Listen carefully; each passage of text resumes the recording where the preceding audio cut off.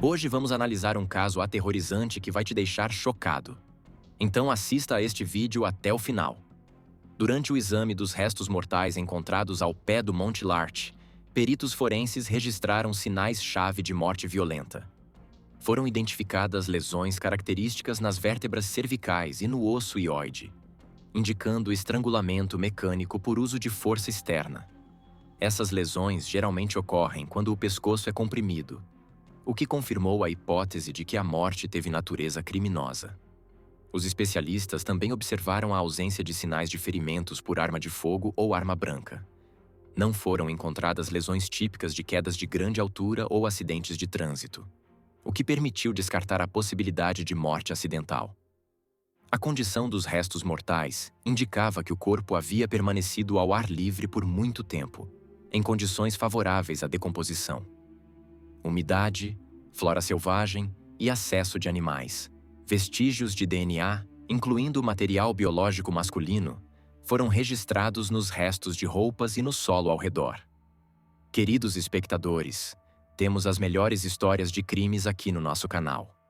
Para não perder nenhuma, inscrevam-se e, por favor, deixem um like no vídeo. Na tranquila cidade de Vancouver, Washington, a poucos minutos de carro da agitada Portland, vivia uma garota, Nikki Kuhnhausen. Para muitos, ela era apenas uma menina sorridente, mas para aqueles que estavam perto dela, era uma pessoa brilhante, leve, incrivelmente corajosa, que não tinha medo de ser quem era em um mundo onde a sinceridade muitas vezes tem um preço alto. Nikki nasceu em 6 de julho de 2001. Desde cedo, ela se destacava, não tanto externamente, mas internamente, por sua abertura, vivacidade e incrível capacidade de conquistar as pessoas. Sua infância, como a de muitos, não foi sem dificuldades, mas desde o início, seu caráter era incrivelmente forte. A mãe de Nikki, Lisa Wood, lembrava que sua filha começou a se expressar muito cedo. Primeiro nas roupas, depois na maneira de falar, na plasticidade dos movimentos, nos interesses. Não era apenas uma fase. Era uma personalidade rompendo convenções. Na adolescência, Nikki já tinha uma compreensão mais clara de quem ela era. Ela se identificava como uma garota transgênero e deu esse passo abertamente, apesar de viver em um ambiente relativamente conservador. No ensino médio, enfrentou bullying, indiferença de adultos e preconceito dos colegas. Mas, em vez de se fechar, Nikki escolheu outro caminho. O caminho da visibilidade. Ela não escondia sua identidade. Usava roupas vibrantes, postava vídeos no TikTok, compartilhava seus pensamentos no Instagram. Sua voz ficava cada vez mais forte. Era artística, apaixonada. Desde jovem tinha interesse por maquiagem, moda, street style. Adorava cantar, dançar e sonhava em um dia se tornar maquiadora ou blogueira. Quem a conhecia de perto dizia que ela sabia ver beleza nas pessoas, mesmo quando elas próprias não percebiam. Foi essa qualidade que a tornou uma amiga de verdade. Suas conversas privadas estavam cheias de palavras de apoio, conselhos e empatia para aqueles que também lutavam com rejeição, medos e inseguranças internas. Nikki amava a vida. Apesar da pressão, ela tentava construir sua realidade segundo suas próprias regras. Suas redes sociais eram um reflexo dessa realidade. Podiam mostrar tanto um momento de festa intensa, quanto uma foto acolhedora com sua amada mãe Lisa era seu apoio. A relação delas era forte, quase amigável. A mãe apoiou a filha quando ela assumiu sua identidade e ficou ao lado dela mesmo quando era assustador e difícil. Os amigos de Nikki diziam que ela sabia brilhar, literal e figurativamente. Quando ela entrava em uma sala, atraía a atenção instantaneamente seu jeito de falar, a entonação, os gestos. Tudo nela era teatral e, ao mesmo tempo, verdadeiro. Ela não interpretava um papel, apenas era quem era. Muitas vezes podia ser vista nas ruas de Vancouver com uma roupa chamativa, cabelo colorido e maquiagem perfeita, mesmo que o dia estivesse nublado. Nikki não apenas caminhava, ela desfilava, como se cada vez que aparecesse no mundo estivesse entrando em uma passarela. Mas por trás desse brilho externo, também havia cansaço. A vida de uma garota trans assumida nos Estados Unidos, especialmente em áreas provinciais, está associada a estresse constante. Nick sabia disso. Às vezes, suas publicações se tornavam mais pessoais, mostrando tristeza, solidão, cansaço da necessidade de provar seu direito de ser ela mesma. Mas ela nunca deixava essas emoções dominarem. Em vez disso, escrevia textos inspiradores, postava citações motivacionais, compartilhava conquistas e apoiava outros Nick via sua identidade trans, não como vulnerabilidade, mas como força. Não tinha vergonha de falar sobre isso publicamente, não fugia de temas sensíveis, às vezes até fazia piadas ousadas, quebrando estereótipos com seu humor vibrante. Ela sabia o que era ser rejeitada e por isso fazia tudo para que ninguém ao seu redor se sentisse sozinho. Muitos adolescentes da comunidade LGBTQ+, que enfrentavam rejeição, encontravam em Nick não apenas um modelo, mas também um refúgio emocional. Vancouver, como muitas pequenas cidades dos Estados Unidos, é um lugar de caráter duplo. Por um lado, há ruas tranquilas, escolas, casas de família. Por outro, existe tensão oculta, intolerância, condenação silenciosa. Nick vivia entre esses mundos. Não tinha medo de ser notada, mas sempre sentia olhares, ouvia sussurros atrás de si e às vezes enfrentava agressão aberta. No entanto, mesmo sob pressão, ela não recuava. E isso a tornava especialmente vulnerável. Apesar da pouca idade, Nick já havia percorrido um caminho que outros levam décadas para trilhar. Ela entendeu cedo o que significa lutar. Não na teoria, mas no dia a dia. A luta por aceitação, por respeito, por segurança básica. Mas mesmo vivendo em constante defesa interna, ela não perdia sua humanidade. Seu humor, seu calor, seu desejo de viver intensamente inspiravam aqueles que enfrentavam os mesmos medos. Sua energia parecia inesgotável, mesmo quando tudo parecia estar contra ela. Leis, opiniões, olhares alheios. Ela continuava seguindo em frente. Nick não se via como vítima. Era uma lutadora, sincera, verdadeira, às vezes teimosa, mas sempre gentil. E quem a conhecia sentia que tudo ainda estava por vir para ela. Sonhos, carreira, amor, felicidade simples. Tudo aquilo pelo qual ela avançava com tanta determinação. A vida de Nick Kuhnhausen é uma história de força e identidade. Uma história sobre o quão difícil é ser você mesma em um mundo que nem sempre está pronto para aceitar. Mas também é uma história sobre beleza. Não apenas externa, mas interna. Sobre a luz que continua brilhando mesmo depois que a voz se cala. No começo de junho de 2019, Vancouver, Washington, vivia sua rotina tranquila. Era uma época em que as escolas estavam prestes a encerrar o ano letivo. Os dias ficavam mais longos, as noites mais quentes e movimentadas. Adolescentes, cansados de regras e horários, ocupavam parques, ruas e festas. A cidade estava cheia de ruídos, movimento, vida. Nick Kuhnhausen, 17 anos, carismática, brilhante, autoconfiante, fazia parte dessa vida. Naquela noite, 5 de junho, nada indicava problemas. Ela trocava mensagens no Snapchat, postava stories, ria com os amigos. Tudo parecia um dia comum, como centenas antes dele. Saiu de casa com roupas leves, celular na mão, animada com algo novo. Não disse à mãe para onde estava indo, mas para Lisa Wood. Aquilo não era incomum. Nick já era independente havia muito tempo. Frequentemente ficava na casa de amigos, às vezes dormia fora. Eram próximas, mas Nick valorizava sua liberdade e sabia defendê-la. Quando a manhã de 6 de junho chegou e Nick não havia voltado, Lisa ficou inquieta. Primeiro foi uma preocupação leve. Talvez o celular tivesse descarregado. Talvez ela simplesmente tivesse esquecido de mandar mensagem. Mas a cada hora de silêncio sem resposta, essa sensação crescia.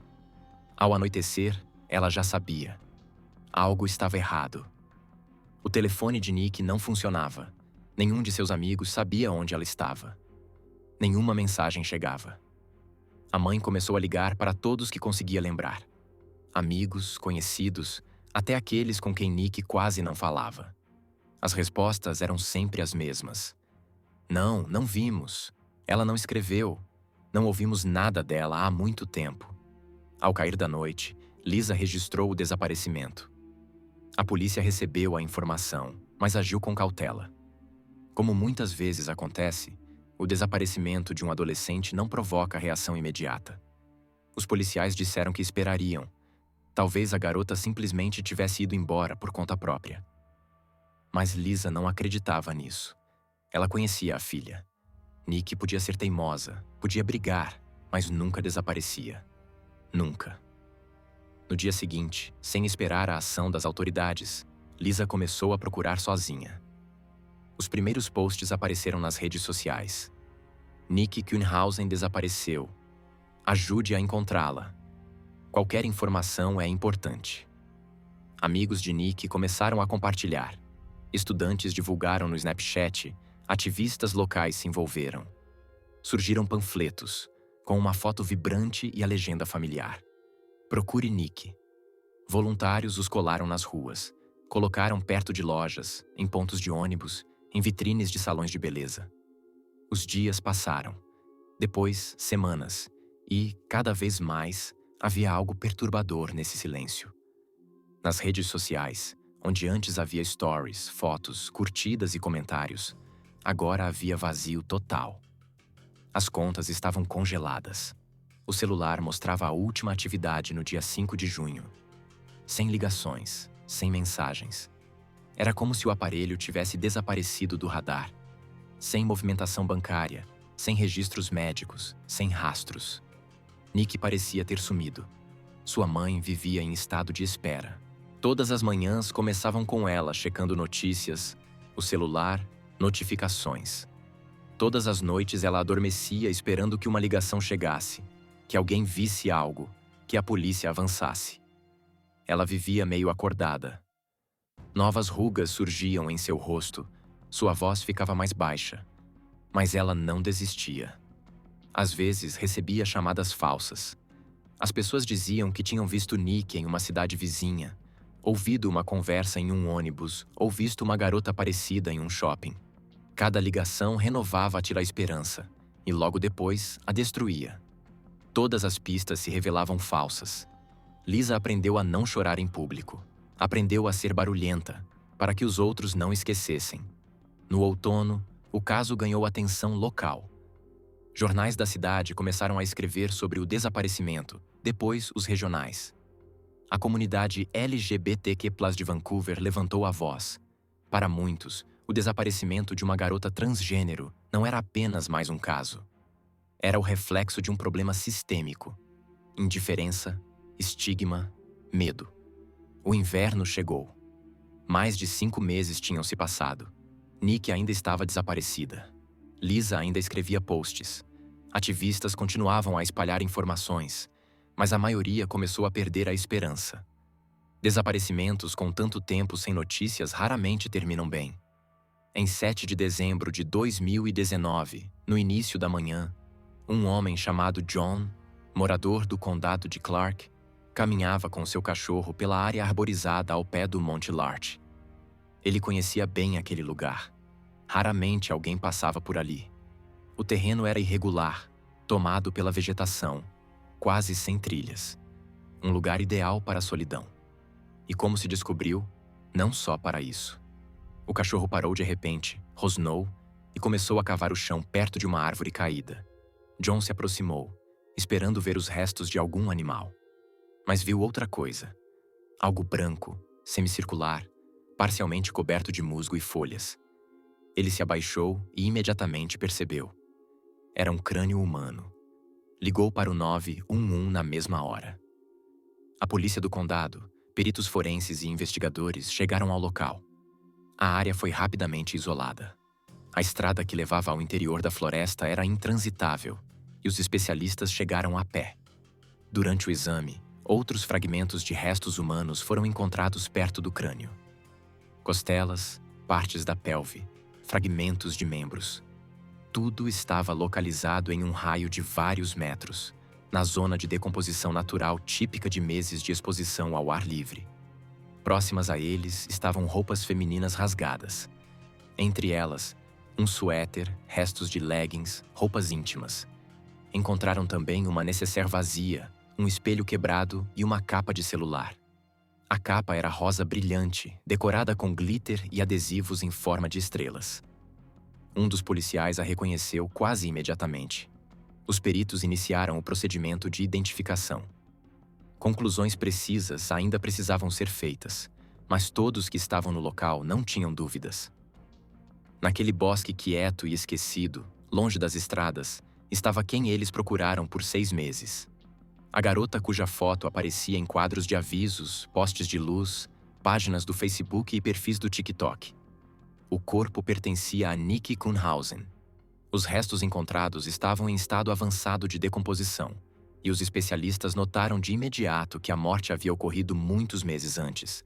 Não foram encontrados documentos, bolsa ou telefone no local.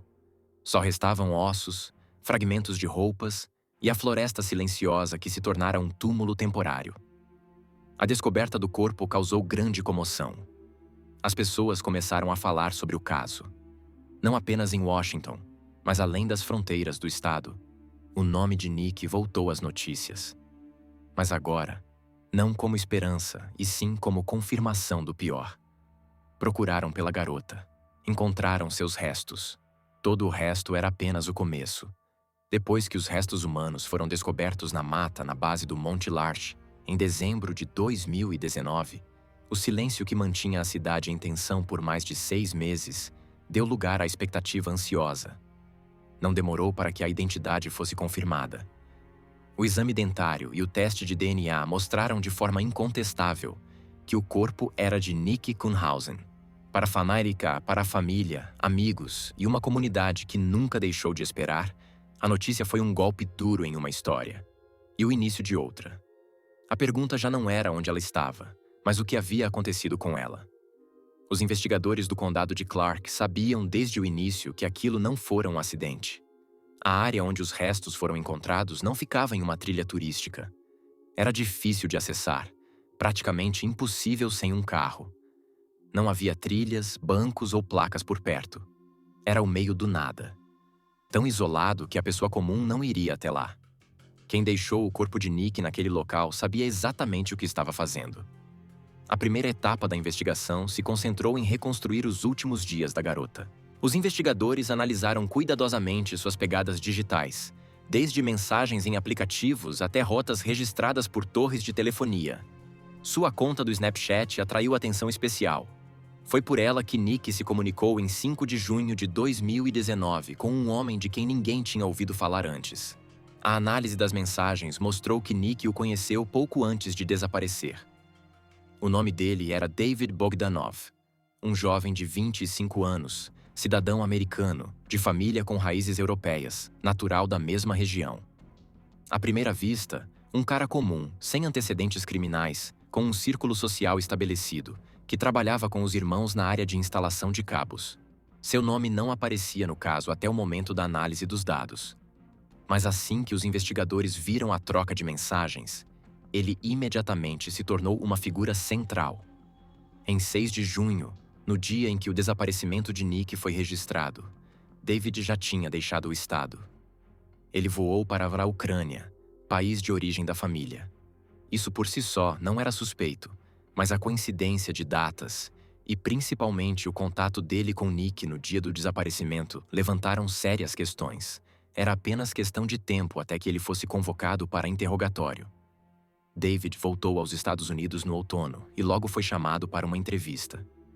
No primeiro interrogatório, ele não parecia preocupado. Falou com calma e confiança. Confirmou que havia conhecido Nick e a pegado de carro naquela noite. Segundo ele, conversaram um pouco e ele a deixou na casa de uma amiga.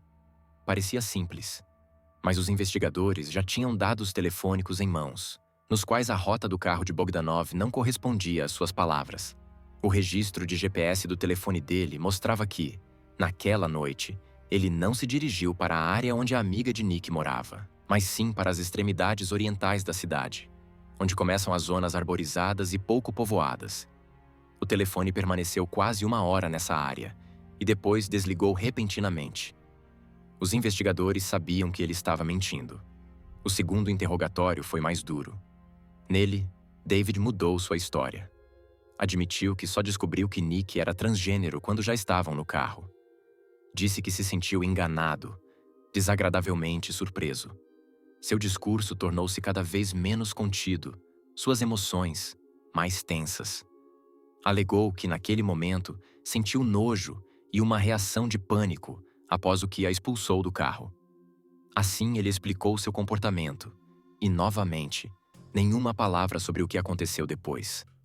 Para a investigação, essa explicação não resistia à análise. Nenhum elemento da rota dele foi confirmado. Além disso, ao examinar os restos encontrados ao pé do Monte Larch, especialistas forenses registraram sinais claros de morte violenta.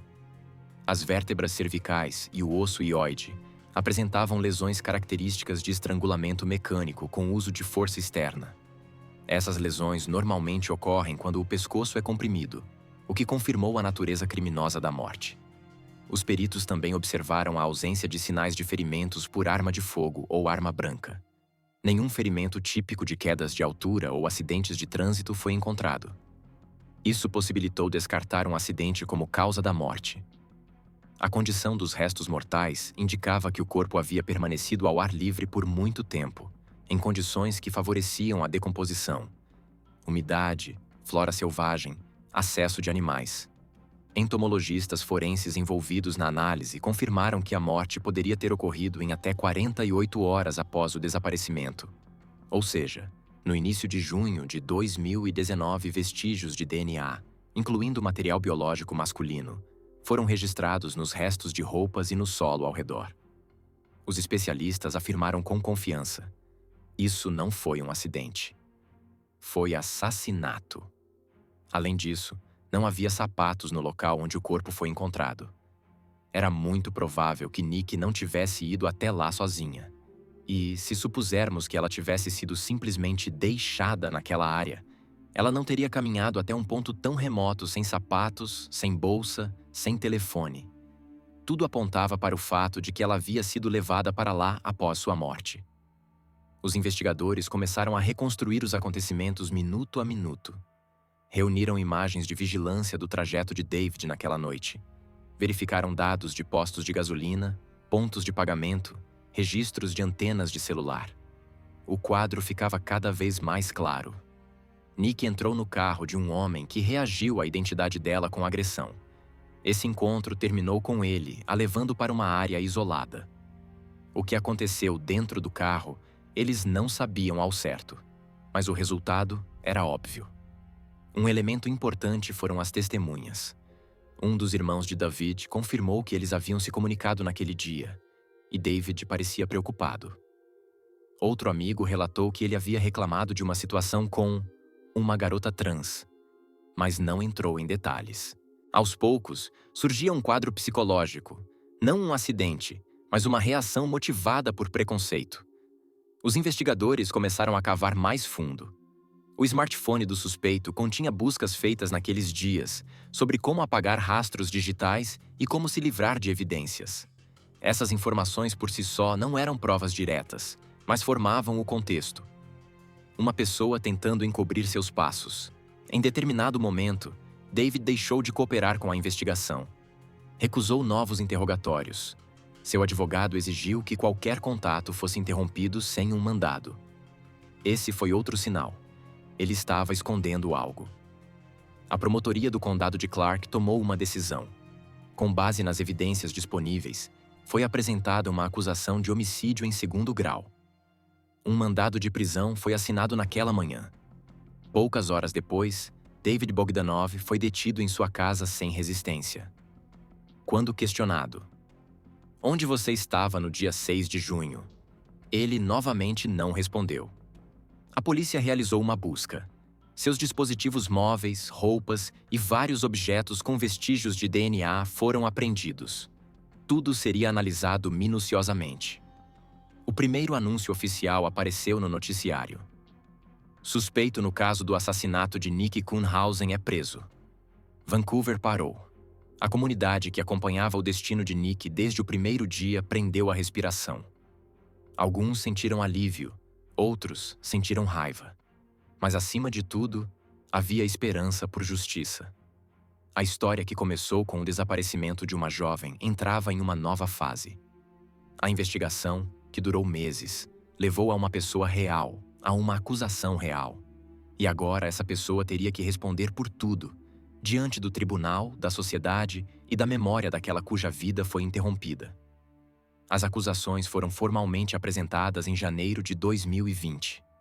David Bogdanov foi preso sob suspeita de homicídio em segundo grau, uma acusação grave que envolve ação intencional, porém não premeditada. O caso foi assunto não apenas no condado de Clark, mas em dezenas de veículos de notícia em todo o país. Era mais que apenas um processo criminal. Era um julgamento que colocava frente a frente não apenas acusação e defesa, mas dois mundos. Um no qual uma pessoa pode ser quem é, e outro no qual isso pode custar sua vida. Ficou claro desde a primeira audiência que o caso não seria simples. Ambos os lados entendiam o quanto ele havia se tornado impactante, e cada linha, cada prova, cada palavra no tribunal tinha um peso que ultrapassava as paredes do prédio. O julgamento durou mais de um ano, com pausas e adiamentos. Os advogados de Bogdanov construíram uma defesa baseada na reação emocional de seu cliente. Alegaram que ele teria sido submetido a um estado de choque depois que Nick revelou que era uma garota trans. Segundo eles, isso causou pânico, beirando uma perda temporária de autocontrole. Eles não negaram o encontro, mas insistiram que a morte foi resultado de um incidente trágico, e não de ações deliberadas. Esse argumento foi apresentado com ênfase em estado de afeto e instabilidade psicoemocional. Mas os promotores não pretendiam permitir que o caso se transformasse em uma tentativa de justificar violência por meio de emoção. Eles falaram com firmeza, consistência e fatos. Expuseram ao júri, hora por hora, mensagens, trajeto do carro, análise do GPS, a ausência de qualquer explicação lógica para o fato de o corpo de Nick ter sido encontrado em uma floresta remota, onde não era possível chegar a pé. O laudo médico legal falava por si. Havia lesões nos ossos do pescoço indicando estrangulamento. DNA masculino nas roupas. Não passaram mais de 2 horas entre o momento do encontro e o desaparecimento de Nick. E durante todo esse tempo, ela esteve com ele. O testemunho de testemunhas desempenhou um papel especial. Um dos irmãos de Bogdanov deu uma declaração escrita dizendo que no dia seguinte, David o chamou do exterior e disse que algo ruim tinha acontecido. Outro conhecido afirmou ter ouvido David fazer comentários duros e ofensivos sobre pessoas trans. O promotor construiu, lenta e seguramente, uma linha clara. Aquilo não foi um estado afetivo, foi um ato, por trás do qual havia uma decisão. Talvez não premeditada, mas consciente e mortalmente perigosa. A acusação também destacou que, após o ocorrido, Bogdanov não pediu ajuda. Ele não chamou a polícia. Não informou a família de Nick. Pelo contrário, deixou o país e evitou interrogatórios por vários meses, mudou seu depoimento e apagou seus rastros digitais. Tudo isso indicava uma tentativa de evitar responsabilidade. A defesa, por sua vez, tentou convencer o júri de que seu cliente era uma vítima das circunstâncias e que Nick supostamente o havia enganado. Esse momento se tornou especialmente tenso. Representantes da comunidade LGBTQ mais presentes nas audiências encararam tal retórica como uma tentativa de transferir a culpa para a vítima. Ativistas, defensores de direitos humanos e pessoas solidárias se reuniam todos os dias em frente ao tribunal com cartazes. Justiça por Nick, vidas trans importam. Ser você mesmo não é crime. A sala do tribunal ficou em silêncio quando Lisa Wood, mãe de Nick, subiu ao banco das testemunhas. Ela segurava uma foto da filha nas mãos. Falou calmamente, sem elevar a voz. Contou como Nick sonhava em se tornar maquiadora. Como ela apoiava outros adolescentes que lutavam contra a rejeição. Como todas as manhãs, Lisa acordava e esquecia por um instante que sua filha não estava mais lá. Suas palavras não eram apenas emocionais. Eram humanas, sem exageros, sem dramatização. Apenas dor e verdade. E todos se lembraram delas. Um dos momentos mais tensos ocorreu quando o promotor fez a pergunta direta a Bogdanov. Se você acha que é inocente, por que não chamou uma ambulância? Por que você não informou as autoridades? Por que sua primeira ação foi fugir do país? A defesa tentou contestar, mas o juiz permitiu a pergunta. O réu não deu uma resposta clara e convincente. Quando a audiência terminou, o júri recebeu tudo ao seu dispor. Mapas, diagramas, registros de chamadas, fotografias do local onde o corpo foi encontrado, capturas de tela da correspondência. Eles levaram vários dias para chegar a uma opinião unânime. A atmosfera era tensa, com jornalistas acampados do lado de fora do prédio e ativistas reunidos na entrada dentro. Reinava um silêncio absoluto. Quando o juiz começou a ler o veredicto, era possível ouvir alguém prendendo a respiração. O júri considerou David Bogdanov culpado de homicídio em segundo grau. Essa sentença significava que suas ações foram intencionais e resultaram na morte de alguém, mesmo que o crime não tivesse sido planejado com antecedência. De acordo com a lei do estado de Washington, o tribunal o condenou a 19 anos e meio de prisão. Essa era a pena máxima possível naquele artigo, sem classificar o assassinato como crime de ódio. As reações na sala do tribunal foram diversas. Alguns começaram a chorar. Outros simplesmente baixaram a cabeça. Lisa Wood permaneceu sentada em silêncio.